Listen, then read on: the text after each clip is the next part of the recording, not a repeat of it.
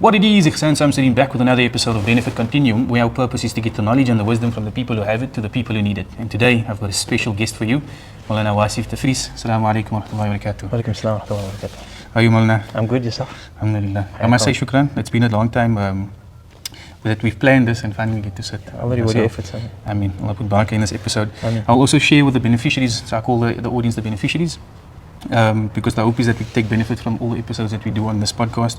As many of you that's been following the podcast, you know that we've at the very beginning of the journey for discussing Islamic finance concepts, we've been talking about the basics. Today I want to zoom out for a moment, because before we can make good decisions with our money, before we can build anything that lasts, we need to be okay on the inside. And the truth is, many of us are not.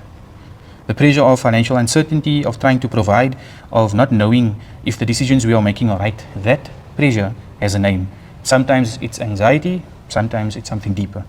And in our community, we don't talk about it enough, unfortunately. So today, I've brought the author of the book, which you see here on the table, the author of the book called The Lantern, and it's a book about overcoming anxiety and depression through the Qur'an and Sunnah.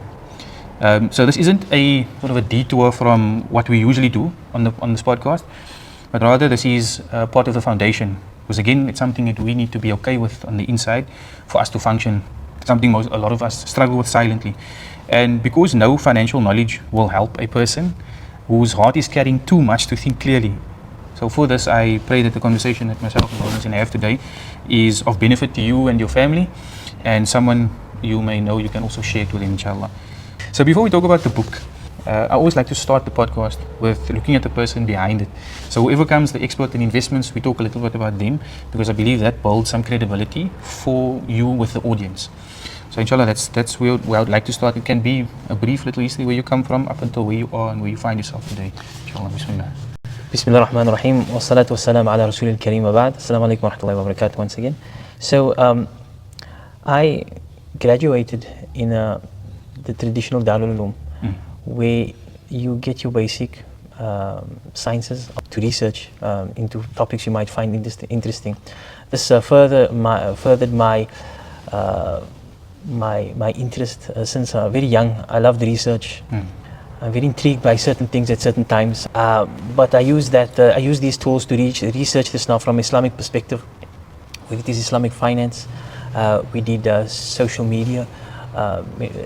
Islamic perspective of social media, technology and Islam. We did Islamic art, various subjects like that.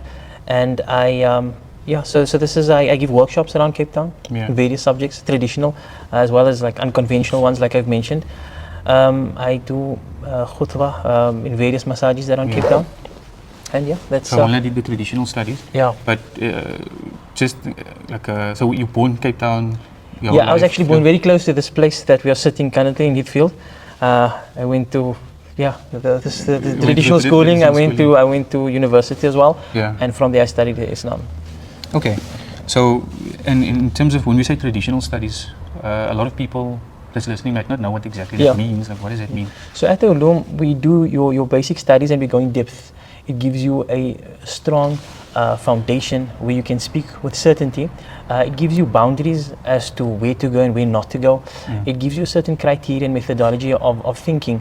So when you go into any particular science, you are aware of your limitations in terms of the intricacies of the science. Give an example. For example, the subject that we are speaking about, psychology, for example, there are certain things that you simply need to be trained with in order to take on a patient, and ill-advising someone can lead to devastation. It can cause the problem to exacerbate tremendously. That's if you're taking that role that you're not supposed to be in. Like a doctor, you take a doctor's role, giving somebody information, advice that you are not qualified to give. So we know the limitations of where not to go, and also to bring the Islamic perspective to add more, not credibility, to add more light, to the remedy that we're offering the patient. Okay. And in terms of this, we're talking about this episode is dedicated, and I know this is an Islamic Finance podcast was dedicated to that, but this is very much it speaks to that, because sometimes when people go through financial difficulty, they experience this type of emotions and so on. But just as a step back, maybe then, was there, as one of the questions also that I had in mind is, now, was there any a personal experience, whether it's with yourself or a friend that you've that's gone through this type of emotional, what do you say, struggle? Yeah. So firstly, with the financial side of things, balanced with an Islamic perspective on depression and anxiety. So when you're looking at dunya, you're balancing your world, this world with the next world. There has to be that particular balance. Where we use this world as a means to get to the next world, and finance will be the pinnacle representation of what this world has to offer. So when you're looking at these two, there's a paradox actually. So this actually complements each other very well. So when you finance and the way when you're applying your Islamic principles to finance, this is a means to earn the barakah of Allah subhanahu wa ta'ala, but that will have its limitations. It will come with certain sacrifices, it will come with its anxiety, and if you don't have a counterbalance to that in terms of getting your emotions and your spiritual condition intact with that, then you'll find that the dunya is going to overtake you through the Islamic finance even. So that's the paradox. I think it's a good one. It's a good balance, counterbalance for each other. In terms of personal experiences, yes, there's been, we all go through ups and downs. There is, when you're speaking about depression and anxiety, this world is it's a temporary world. So we are passing by into something that's going to be eternal. With this temporary passage, we won't find complete bliss, which is one of the wisdoms of Allah. If we did find it, then how would it be when we have to leave this world? We will grab onto it. It will be one of the most difficult days of our life, when we have to leave our Jannah now to go to a place that's not going to hold that bliss. So with this passage, it comes the natural feelings of depression and anxiety that Allah has instilled. So there's that level where everybody experiences. And with that particular level, we all look for a means to relieve ourselves. We're looking for an outlet, and that can sometimes, or best in permissible ways. Some take unlawful ways as well. But then there's another type of depression which is classified as a clinical depression. And clinical anxiety. This type of depression and anxiety is something much more serious. It is something much more dangerous. And the path that I've seen over the past couple of years since going through the Lantern Project, it took me to very dark corners of our very own communities, corners that is hidden, or we choose not to see, and we choose to hide it as well. I'm speaking about people that has committed suicide, and the family, they are totally taken aback. And this is in our very communities over here, and many suicide attempts. If I were just to give you some example, I mean, I've spoken to people in this project of good Muslims. They believe in Allah, believe in Muhammad sallallahu alaihi wasallam, but this type of depression, because it wasn't addressed directly or it wasn't addressed properly, and also from a multifaceted type of approach. There's a gentleman that was, they got him hanging, and if his children didn't cut the rope, he would have passed away. You have various stages of before the death, and he was actually at the stage where Molana actually went into the community to go and that was the way to research this as well. If I were to give you some history of how the Lantern came about, I was actually going to ask. I was actually going to ask. That was the follow-up question too. That's we went through a bit of history and so on, but then I think the next thing, and it was like it's begging the question as Molana's talking, is like, what then actually got you to start this thing? Like, what was the inspiration? So this was about, let's say, 5 years back, where we were giving workshops, right? And we were looking for niches. So I've certain issues. One is I'm very I get bored very quickly. So the Hajj classes is there and the fiqh classes is there, but we're looking for niches in untapped research, because it's intriguing. Where people actually need help. The other aspect is also I'm very sometimes hasty. So I want to take out those elements that is going to make an impact. And so I'll go into a particular subject, take those things and move on. So I was in that particular stage. We were looking for a subject to speak about, and we spoke about love for Muhammad sallallahu alaihi wasallam, how to increase the love of the Prophet sallallahu alaihi wasallam. We spoke about getting spirituality in your salah, and one of the I actually came across this is actually a deep pet subject and a deep love where it comes to matters of the heart. I always found that very intriguing since since we were in the Darul Uloom days, since first year, second year, third year, we we have grown to love this particular subject. It's a pet subject, matters of the heart, because that's actually the core of why we do what we do. It defines us. It gives us room for growth and improvement and development. So I was actually watching Sheikh Muhammad Saeed Ramadan al-Bouti. One of the series that he was giving is on anxiety and depression.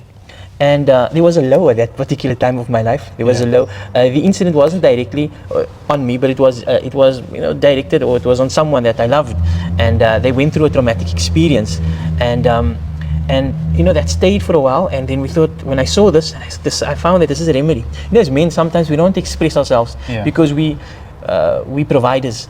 We like to provide comfort and security, and we see it as a weakness to express our own weaknesses. It's actually a common misconception or belief of men. So men, they like to retire to their cave, whereas women like to express themselves. So we look for a cave, whether that is a drive in a car, whether it's fishing, we look for a cave. So that's the way we try and deal with these things. But sometimes it's not as simple as that. It's not as simple as just taking a drive. And when I came across this, I found a toolkit where we can apply to ourselves to actually help us deal with the difficulties that we are going through. And so this, Maulana mentioned now, it was at when you were studying at Darul Uloom, that this sort of triggered something for you, you developed this love for matters of the heart. So at what point was it, if you're linking that to the subject of anxiety and depression, at what point did you realize that it's the answer could be found in Qur'an and Sunnah? So all the answers are there. We have to mine those answers out, because Allah subhanahu wa ta'ala is not a problem where Allah didn't give a particular cure. So this particular subject of anxiety and depression is always brushed away because there's a stigma attached to it. Unfortunately. People with these type of, with a low self-esteem or depression, anxiety, they seemed or they stigmatized as people with low iman. So very often you have someone coming to you for help, and you give him, I would say, shallow advice. Where you say, look, this is not how Muslims should feel. You should, have your mind should be strong. A Muslim is never depressed. But that particular person needs some attention, and by giving him that type of a shallow advice, what you're actually telling him is your problem is not that major. You have to just deal with this, and the person cannot. He needs help, and you push these people away. And very often they find help in other professionals, and we don't undermine the work of any healthcare workers or community workers in the field, psychologists. What we do try and do is we try to have a bridge between ourselves and them, where when you approach the patient that is seeking help, you give them advice from both sides. It's like somebody going through something, he needs medical assistance, and it's as if the Imam is saying, we don't offer those things. That is only for the means.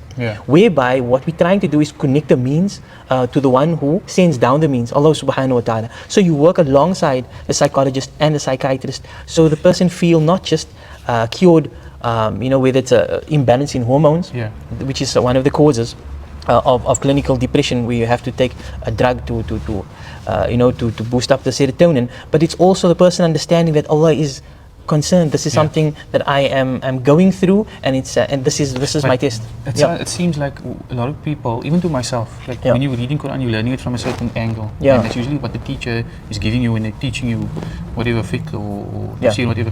But sometimes it feels like maybe the person can't go to the Quran because it feels like these verses are not accessible, or they don't know which verse relates to them.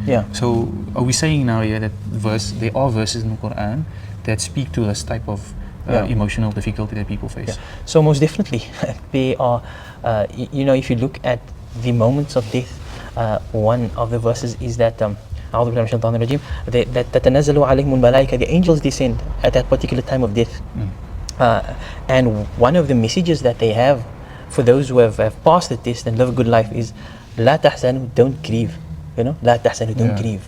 So one of the first messages that you're going to receive in transcending from this life to the next is that grieving is for this world. There's many other verses that speaks about it. I'm just trying to take it to some crucial. So Allah tahzanu, don't grieve, right? So grieving is for this world. So that is Allah subhanahu wa ta'ala validating that grieving is in this world. Let me take you back to the first workshop that I've done, just to give you some history also of how the bridge was between my studies and how I got to the lantern. Nice. So when I did this, So the niche was, it was recognized, right? And we sent the advertisement out and full class. But I was very much not in my comfort zone, because I started recognizing this professional sitting in front of me, and I have to watch my words. So the pressure was on. Yeah, there was a professor there. He was also diagnosed with clinical depression, you know, and they're sitting and they're staring at me, and I'm giving the workshop. And what do they call it? Imposter syndrome. Yeah, yes, exactly. I would say that's the typical example of that. And the next week, this particular person wasn't there, the professor. So I thought, okay, he had some reservations, obviously. But the third week when he came, this is one incident of one of the feedback that I got. He said, look, he apologizes for not making it the previous week, but he was actually thrown into, he was caught driving like he should not be on the wrong side, or he was crossing over lanes where he shouldn't be with a motorbike, and they stopped him and they arrested him, and they put him in a van. Now, someone that suffers from anxiety, that goes into a van, it can really take its toll. You feel claustrophobic, like you can't breathe, your heart is pounding, you need air, and nobody understands you. But he said something that was said in the previous workshop, helped him when they put him in the cell. It was for one night. He said he just went to go sleep peacefully because he was thinking of this one incident, one particular phrase in the class, in the workshop, which was how to redirect your attention to beyond the immediate difficulty that you're going through, and simply focus your attention on Allah. And he says that is what he's done. That he, from the very moment he was put into the van, and he said that assisted him. And then others came and they said, no, we must continue this, and they encouraged me to do this. This was the first workshop, and then we built and we built and we built, and from there we met patients, and we went to work alongside professionals in the field. And this is how the lantern actually snowballed into the book that we have today. So I think, I know there was questions I made, but just off of this, what's coming to mind is, and this is also based on discussions I had with some people. Because in my profession, I deal with clients for financial planning, what I used to do, and some of them would get very close with me, and they would share things with me, and some of them would share this, and they would find the difficulty, like this man that Mullah made example of now, that was in the cell, he actually made the connection to Allah. A lot of people's finding that, and this is what my clients were saying to me, is that they find it difficult. People tell him, oh, maybe you must just make salah, because that refers to them making a connection with Allah. But it's like, they say, I understand that I must make salah, I understand I must make my du'as and my dhikr, and I must do all this, but for some reason they still struggle with making that connection to Allah. So like, what could be potential blocks for a person struggling with that, or believing that I've done everything, I've tried talking to Allah, but it just seems like nothing is working? So Muslims should always be bifocal. When we say bifocal, we mean that we are dealing with this world, and we never have the attitude that, like we say, akhas mani dunya, it's just this world. So we, as Muslims, were once in the forefront of the cutting edge of technology. This, when Islam was at its golden era, if you look up something called the Strolable, for example, it was the first GPS device that was manufactured, created from the Muslim community, where you can navigate in the darkness in the seas, and you can see which way you need to go. And so there was never the understanding where we're separating this dunya and the akhirah. When you can be as financially successful as you can take anybody that's financially successful. If Allah is void from that, then the barakah gets removed from that. I'll give you two examples. The first one is the worst case scenario, where in our community there was a suicide. Somebody, they threw the paper, they put paper out, they put their chair there, they dressed him, and they took a gun and they killed themselves. And there was some financial pressure. He had financial success, but he could not deal with the financial pressure. He was look, we don't know what some people go through, so we don't speak about individual cases, but we need to understand that these are tests of Allah. If you are in the financial sector, you're going to come through tests. No matter what sector in your life, whether it's marriage, whether it's with your children, you are going to go through tests. So if you're going through a financial route, an investment, or some type of a contract, there's going to come hiccups. Some days you're going to win and some days you're going to lose. But if you look at the famous hadith, which we often hear, that amazing is the affairs of a Muslim. If he's successful, he's grateful, and if he's unsuccessful, he shows sabr. The idea over there is that in both cases, he attaches himself to Allah, because this is from Allah subhanahu wa ta'ala. The second example I'll make is that in our community as well, there's a doctor, an elderly gentleman, who noticed that he's working too hard and he's giving too little time to his deen, especially on a Friday. And what he decided to do is he's going to close his practice on a Friday, and he's just going to sacrifice that income. So it's 4 days of income in the month. But what happened was Allah placed so much barakah in his free time that all those people that were not there on Friday would come on a Saturday. So he never lost anything. So he gained an extra day off, and he gained that the patience of a Friday would come the Saturday. So he never lost anything. As opposed to another case whereby another gentleman, he's a car salesman. And he find that if he performs salah, he sometimes miss a client. So he would leave his Dhuhr and Asr and not make it, in its time. And so you find that people like this, there's an anxiety that is built up because the client is everything. So if they lose this client, they lose everything. Whereas those who are more content and composed and place their trust in Allah, Allah will test them, and they know there will be days that they lose, and there will be days that they profit as well. Yeah. Now, there was something I want to touch on. You specifically refer to the attachment to Allah. What does that actually look like when you say attach yourself to Allah? What does it mean? On the most basic level, you find that we have something known as acts of worship and then daily actions.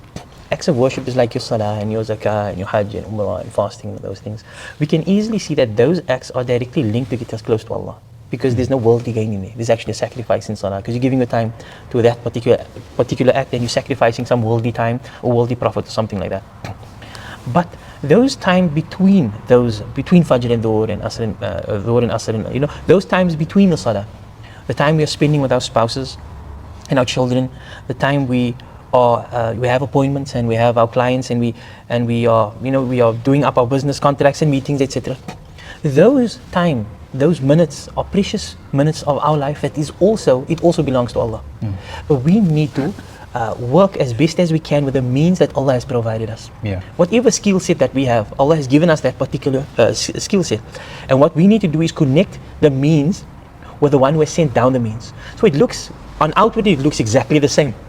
The difference is the one is taking sleeping pills to sleep and the other one is not. Remember, your rizq can never be increased, no matter what you do. Because the one who has designated your rizq has designated that before you were born for a particular reason. Think about that. When we come into this world, with the rizq that is already there. So whether you look at this from a permissible means or impermissible means, you're not going to get more rizq that is except that which is due to you. The hikmah and the wisdom of that is so you don't have the excuse on the day of Qiyamah that Allah was chasing that which is guaranteed and I have forsaken that which is not guaranteed. So what is not guaranteed? Our salah, Subhanallah. our dhikr, that is not guaranteed. What is guaranteed is the rizq. So there's a double-edged sword over here. The one is, I'm not going to work at all. I'm going to watch TV, I'm going to relax, I'm just going to chill. Will your rizq come? Yes. I could sit just here and for days and say nothing, and I just chill. People obviously think that I'm sick, they'll call a doctor, they'll start feeding. My rizq will come, but it's going to come in a very blameworthy means. But if we look, the Arabs used to say, what's the difference between riba and bay'? They used to say al-bay' mithlu riba, that this trade that you are promoting, it's the same like riba, it's just the cost is different. But the difference is وَحَلَّ اللَّهُ الْبَيْعَ وَحَرَّمَ الرِّبَى. The difference is Allah has made trading permissible, and therefore His pleasure and barakah descends on that, and He has made riba impermissible. So at the end of the day, you might be coming home with the same thing, you might be working the same hours, but the content that is in the heart, because of the one that has connected the means to Allah, he has prioritized Allah above everything, he comes home content. And the one that has not placed Allah as priority, he comes home with anxiety and depression, and he's worried about this meeting and that meeting, and he's constantly worried because he has placed Allah second. But he's not going to get more than what Allah has designated for him in the first place. The thing that stood out to me, and I was saying, and I was laughing because it's like an epiphany, to me, it's like it's something but it just made more sense now. Like you don't want to come on the day of Qiyamah and tell Allah, or try to say maaf to Allah or ask or apologize to Allah for chasing something that was guaranteed, but then using prohibited means, haram means, for something it's guaranteed. Here's an example. Imagine you got someone to mow the lawn, right? So you hire him for the day, and you say, look, I'm going to pay you, right, when you're done. And you find the guy sitting in the corner, stressing and sweating, and 1 o'clock is coming, and you ask, okay, what's the problem? You're not working. He says, I don't know if you're going to pay me. I'm not sure if you're going to pay me. And he says, look here, trust me, I will pay you. You just need to do the little work. You still got some hours, and then you find he's still stressing and stressing. And at the end of the day, you're not going to pay him because he didn't do the work. Yeah. So I was asking us to perform salah and to few things. Perform salah. Remember me through all your actions. Yeah. So beautiful thing to do is, when you're having a meeting, always place Allah as the third person. So you have a meeting and Allah is present with you constantly. So even in your most intricate business contracts, Yeah. Allah is present and you're still in the path of Allah. Yeah. You don't have to be in the masjid all day. Make the money Yeah. and connect yourself to Allah. Yeah, so I think one of the things we touch on here is that there's clearly a stigma in the Yeah. community when it comes to this. Yeah. And I think maybe just to bring it home for the beneficiaries listening, is that for them that maybe they maybe recognize something within themselves listening to this, and they were never able to put a name to what they are feeling. Yeah. How would you describe what anxiety and depression actually looks like, what it feels like for someone in their life? So there's two levels. The first level is the usual anxiety and depression, which we need to feel. It motivates us to get some type of content. So we're going out to get rid of that fear that we have.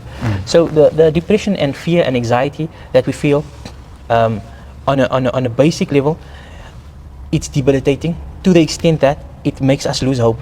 So if I lose hope in a particular contract, if I lose hope in a particular client, if I lose hope in anything in life and goal, then that it debilitates us in terms of our striving. And when we don't give our utmost in this dunya, we don't reap the ultimate results. But when you are hopeful, when you instill hope into someone and you realize that this can be, we're striving for Jannah. Yeah. It's the highest. But if you tell someone you can never get Jannah, so the Prophet ﷺ was there to instill hope into the hearts of man, that you can do this. So it's going to happen. So basically, anxiety, what I'm hearing is anxiety and depression. The way it shows up, it sort of cripples you. It obstructs your... Gets in your way of... Yeah. So like when I'm in the sales world, so they Yeah. always like what drives you, what motivates you to make the sale and go after that. Yeah. So basically this is like I'm at home, I wake up in the morning and I'm like, I don't list for the day. So if you get and I just someone... want to stay in bed and lay all day. Yeah. But I know I must go make my sales. Yeah. But I just feel so down that I don't even feel like getting out of bed. Yeah. Because I don't have hope in it, because maybe I had a bad month Yeah. of sales, Yeah. and my manager's coming down on me and things are just feeling tough. Yeah. So I don't want to wake up tomorrow because like what's the point? It's just going to be the same of yesterday.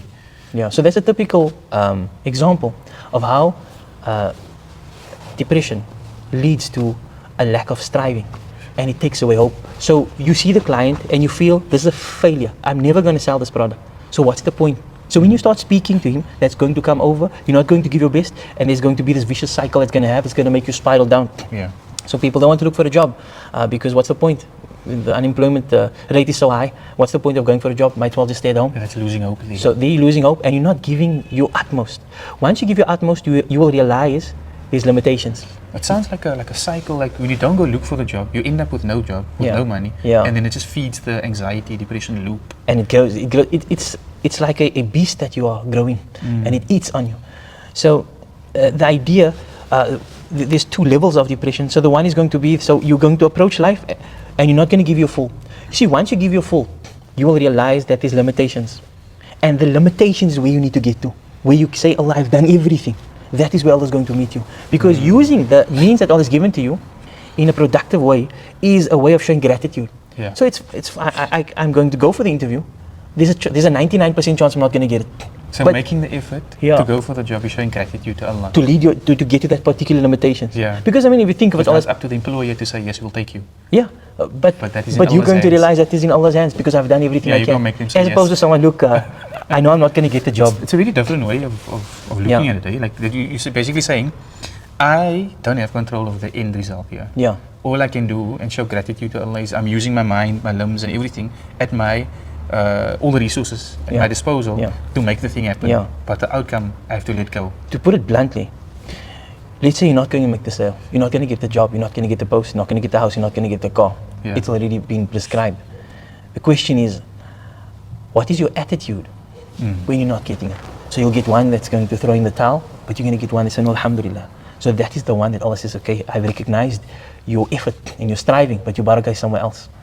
The other level I want to speak about in depression is where somebody doesn't get up. That's the clinical depression. 1 day, 2 days in bed.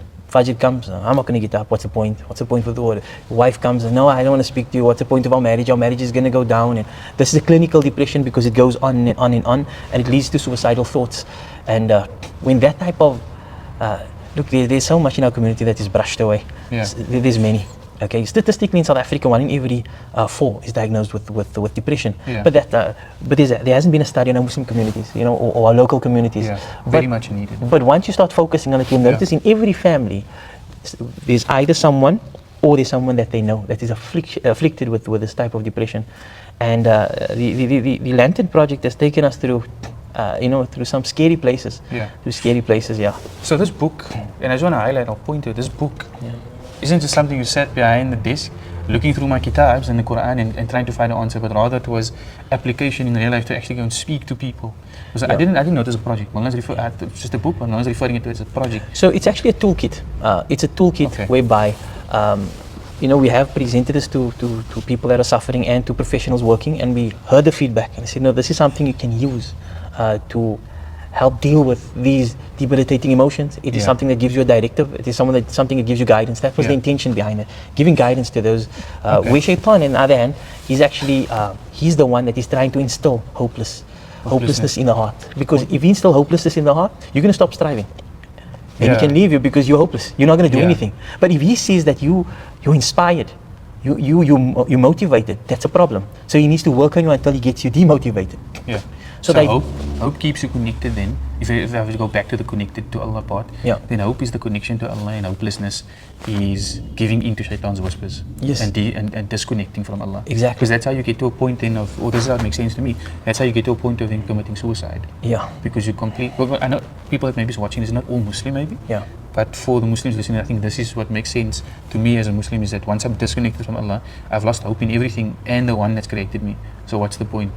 I might as well not be alive anymore. 100%. You see, one of the causes of anxiety and depression is actually the chase for success in this world. If you take Allah and if you take Him out of that particular equation and you're just chasing, that within itself creates anxiety and depression. Yeah. One of the causes, we'll probably get into that later. But one of the causes would be our distractions and the addictions that we have. That addiction within itself causes anxiety and depression. For example, social media addiction is a cause of anxiety and depression, but that in itself is there to cover up something else. Yeah. So look, we touched on the project now, on the Lantern, and again, I'll maybe just encourage people to actually take up the book and read it. But just to give the beneficiaries an idea of the makeup of the book, which is, I think, a perfect time to segue into that now. The book starts off with the composition of a person. So what was interesting to me is, and it's something I align to as well when I talk to people about financial planning, Islamic financial planning. You think it starts with, what's my budget? But I'm like, we're Muslim first. We start with what is Islam, who am I, what's my Sharia mean, etc. So in the book, Maulana starts with the composition of a person. Before it even gets into anxiety and depression. So I just wanted to understand, what is the reason behind starting there in the book? One of the names of Allah is Al-Muhaymin, which is the protector. So the capacity and the efficiency of protection depends on your knowledge of what you want to protect, of the subject you want to protect, and your capability. You can have the capability, but you don't have the extensive knowledge of the subject, which means your application of your power will only be limited to your knowledge. You can have the knowledge of the subject that you want to protect, but it will be limited with the power, for example. So Allah knows us completely, and He has complete power. That's why He's the ultimate protector. Yeah. So how this ties in with us is that if we are only dealing with a limited capacity in terms of the mind and the body and our time efficiency and a little bit of emotions, and we are not dealing with the soul, that means we are limiting our scope of application. Secondly, if we are only utilizing our power in terms of calming the spirit, which is devoid in a lot of people trying to when they're trying to give advice, they don't address the spirit or the ruh. The soul, if you are addressing the soul, you have to realize your limitations, and then that is where you need to access you need to access Allah and open up the heart and to be exposed to Allah subhanahu wa ta'ala. Once that happens, then the true cure actually comes from within. Yeah. So to me, then the foundation of tackling this issue is understanding yourself. Once you understand yourself, you can understand Allah, because within ourselves there's limited capacity, and we realize how weak we are and how dependent we are. Yeah. Next question. So the book then gives us insight into that. to the breakdown in terms of the composition Yeah. of a person. So it shows you the importance of dealing with a person holistically and including the soul within that, and not extracting that, which sometimes so many would do. Yeah. So it's not like the book then takes a person on a journey. I would hope so. Inshallah. Well, I'll take them on the journey from, and it's the image of a lantern. It's like someone walking through darkness. Yeah. I guess. But we'll get to that one. We don't want to give a spoiler to that. But then for someone who has been silently suffering with this, and so they perhaps feel ashamed or they feel inadequate spiritually as well, what does it mean for them and for the healing to discover that Allah subhanahu wa ta'ala in His own book has already acknowledged exactly what they're going through? So there's two types of loneliness. The one is worse than the other. The one type of loneliness is when you have no companions to speak to. So you miss your friends and you miss your family. You're in some place and you feel lonely. And you can understand that you need to be with someone, and you make effort to be with someone so you can speak with someone, because we are social beings. Another type of loneliness is when you're with people, but nobody understands you. Nobody understands what you're going through. Therefore you start suffering alone, and there's no one to hold your hand, there's no one to encourage you. And many people feel that way. So when we hear that besides people, Allah recognizes that what we are going through is real, it's valid, this gives us a sense of hope just as a start, besides taking the journey of hope. Because recognizing the problem from Allah subhanahu wa ta'ala is within itself a cure. Okay, so for chapter 1, in terms of what people can expect, there's a focus on the composition of a person. There is then the validation also that Allah recognizes the feelings and the emotional struggles that we go through in our lives. And I think it's just for us to discover that. And I think what the book does nicely is, when I've read it myself, is that it actually gives us the verses that relate to that specific issue and the causes of anxiety. So this then, I would like, looking at chapter 2 where, and so that was chapter 1, and moving into chapter 2 it looks at the real, what Maulana refers to as the real causes for anxiety and depression. And to me, I think the name that Maulana used, maybe is, you say it's deliberate? And if so, why are we referring to that as the real causes? There's two words, there's the word real and ostensible. The ostensible cause is the secondary cause. So you go to, let's say you are allergic to pets, for example, and you go to the pharmacy and you say your nose is running, because they'll give you something for your nose running. The problem is that you're with a pet the whole day. You need to distance yourself from the pet somehow, because that's the real cause. So if you don't address the real cause and you simply address the secondary cause, the cause of anxiety is always going to be there, and you're never actually going to address the root cause, which means no cure is actually going to come from within. So I'll give you an example. The real cause, we call, the first one is a homeless heart. I call it a homeless heart. We know that a broken home where there's abuse, it can promote violence. It's very important to come from a stable home, right? But that's not the case everywhere. We don't always come from a stable home. We come from difficult backgrounds. And then how then do we approach the world with the fact that we came from a broken home?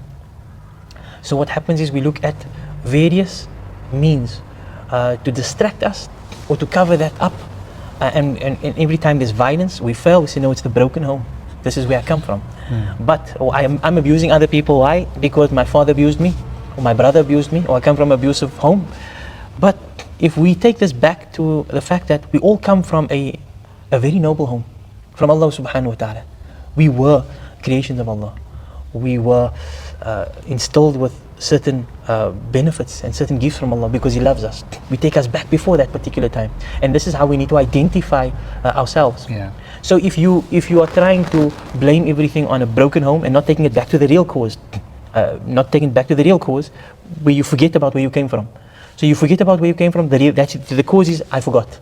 So what happens is now we're trying to distract ourselves. So you get various types of addictions. You get social addiction, social media addiction, which is very, very common, which in itself people are trying to silence a question within themselves. Where did I come from? Why am I here? What's my purpose and where am I going to? That's deep stuff. So nobody wants to speak about those deep things. Rather, let's display Plants and Zombies. Let's check out the highlight. Let's check out the highlight reel, because that is making me distracted, because this is boring. It's boring because it's too scary. And when that's done, let's watch something that is very highly stimulated. It's going to stimulate my senses to the point of distraction. It's going to sway my heart. So I'm not present with me. I'm present out there. So you'll have a gaming addiction, social media addiction, and you get some dark addictions like pornography, but the idea is to be highly stimulated, so I am not thinking of these deep questions that is going to bother me. Music addiction, I can't talk to you, put on the music. We can't braai, put on the music. We can't do anything, the music must be playing, because if it stops playing, there's silence. Silence leads to thinking, and thinking is the problem. I need to get away from that. So the addiction, obviously there's some very evil addictions out there, but the fundamental cause is not addressed. That is, why are you here? Where have you come from? So people are running away from themselves and their true purpose. I think we need to put that in the addiction. People are running away from themselves. Yeah, true. And I've had conversations like that with people, and it's sometimes difficult for them because of that distraction, which may seem like a real thing, like saying that, like Mullah mentioned now, you came out of a difficult home, but then that becomes the thing that you lean on to decide this is why I am the way I am, without asking the question, who am I and why am I here? Yeah, the fundamental point of where did I come from? Yeah. Where did I come from? But then it's that trauma that they're sitting with, because my dad was so abusive to me that they can't get past that. They never ask the question. Yeah. Like how can people deal with stuff like that then? So the idea is, when you are proud of where you came from, you will inject that pride into what you do, because you are representative of that particular purpose. So all of us, we are creation of Allah, and a creation of Allah is nothing, it's meaningful. It's meaningful. Allah doesn't create anything but with a purpose, which means we have a purpose and we know where we are going to. So anything in life any challenge we come across, the idea is, I come from Allah, I'm going to Allah, I'm here to please Allah subhanahu wa ta'ala. So that's one of the issues that I found with these real causes. There's 5, by the way, it's not like a whole long list, right? This is one, it's called the homeless heart. The issue with which people have with Islam is that it provides simple answers to life's most complex questions. And that is not what we want. We want complexity. Like what do you mean? Like, I must just think of, no, the thing is, why are you addicted to so many things?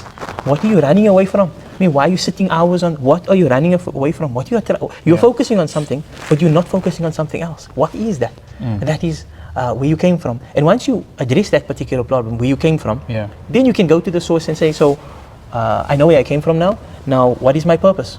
And then where's the end of all of these things? Where's the end of this financial stress, of my marriage stress, of the difficulty that I'm going through? Is there a meaning to it, or is there no meaning to it? And you find that just addressing that particular issue, you find that people find so much content in that. So maybe like people don't maybe then understand where, and because they don't know where to start, it feels complex. Could that maybe be the thing? They don't know how to start the journey of overcoming their anxiety and depression. Like, what's the first step? The first step is to recognize that depression and anxiety exist. One of the flack that I've gotten from the audience is that when you give a name to something, it's like you give rise to something. So there are people out there that's going through a normal anxiety and depression, and they use that as an excuse to not function properly, to not develop properly. And they say, look, I'm suffering from anxiety and depression. So it's not, that's why there's 2 levels. The one is going to be the normal anxiety and depression, which we need to filter that through permissible means, through adhkar, and through understanding our purpose in life, where we're going to, why are we going through these challenges, how do we confront challenges, difficult situations, which is also a real cause. Would you say having the right type of company, friends, people around you is a benefit to help you come out of that? Those are all secondary causes. They do assist, but you cannot blame your evil actions on a bad friend. No, I mean, for them to come out of it, would it be beneficial to them? Like sometimes some people feel good, or they feel like going for a hike, and they're talking with this person. I may be suffering with anxiety there, but my friend is taking me on a hike, and he's talking to me all the good things. Allah, look at the trees. Oh my God, it's so amazing. Is that type of relationships, does that help with coming out of your state of being in terms of anxiety and depression? I would say no, because the depression is not recognized for what it is. You are covering up with a hike or whatever. Okay. The type of depression that we're looking at is when we recognize you are suffering, and this needs to be dealt with properly. So there's a validation from Allah subhanahu wa ta'ala that what you're feeling is real. And with the counseling of others, they recognize, no, this is a serious problem. So again, the flack that I've had is that look, you are giving names to things and you're making it exist. So people do use that as an excuse. But that is, when we use that type of a depression, a normal depression, as an excuse, it's an invalid excuse. Yeah. So it has to be a community worker, a psychiatrist or psychologist, and someone that knows an Islamic background to diagnose this problem and say, no, we're going to deal with this. We're going to take your mindset out of this dark space and we're going to guide you. So the fact that Allah recognizes it in the Quran, it means that it's something normal. Yeah. You know, because now if you must give a name to it, maybe that's why they have flack. They're giving Molna flack. Because when you give a name to it, then it's like, it's an abnormal thing to have, because maybe they feel like I'm not being a good Muslim because I'm losing hope, or I'm feeling anxious and depressed. Yeah. So the flack comes about whereby you are giving an excuse to someone that has depression to not develop and to be lazy, you know, to be negligent. But this is not, this I agree with as well. You should not let your usual depressions, because of something, one of the causes of depression is actually sin. You know, sin causes, you know, there's sin, you know, when we let things in our heart, we open up our heart and we allow sin and we fulfill our desires. Later on, that particular sin that is in the heart, it manifests itself by wanting more sin, or we'll feel depressed. Because you're regretting what you did, and you're constantly thinking about it, the wrong that you did. How can Allah forgive me for that? And so that is one. Depressed. That's another. That's actually another one as well. The what I was speaking about is the sin is a direct cause of depression. Because Allah loves you. So what happens is that depression, you need to investigate. Okay, I'm doing this action too much, and it's causing this particular problem. Whereas the second example you mentioned was that when you do a sin, one of the things the shaitan comes in and said, look, you didn't perform salah for 2 days. So what's the point? Give up. You know, don't try. So the book is called, so I just want to touch on two things before we get to the end and wrap up. The book is called The Lantern. So I would like to what was the reason behind calling it and naming it The Lantern? And what do you want the beneficiaries to know regarding that? And then secondly, you know, this is not just, it's a project, and it sounds like it's a journey that it's going to take people on. But, you know, the book is nothing without the teacher. And what I'm seeing here is that there should be more workshops like this to help people overcome, or to start their journey of overcoming anxiety and depression. So, you know, maybe just touching on, you know, is there going to be workshops? Can they? And maybe we can ask the audience, how many of you guys would be interested in going through a workshop with Maulana to take us through the journey of the book and find ways for you to overcome anxiety and depression. But just rolling back quickly, just on the name of the book called The Lantern, what's behind that?